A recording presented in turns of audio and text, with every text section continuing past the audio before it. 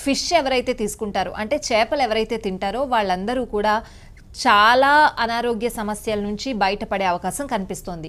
మరి చేపలు తీసుకోవడం వల్ల ఎటువంటి అనారోగ్య సమస్యల నుంచి బయటపడొచ్చు అనేది చూద్దాం.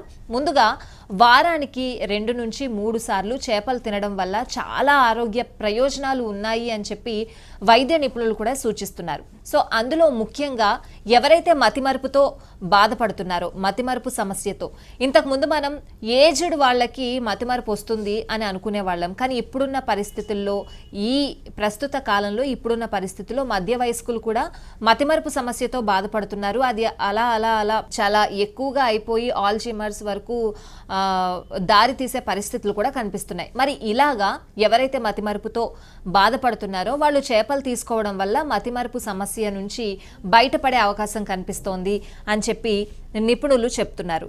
సో ఇక చేపలతో మానసిక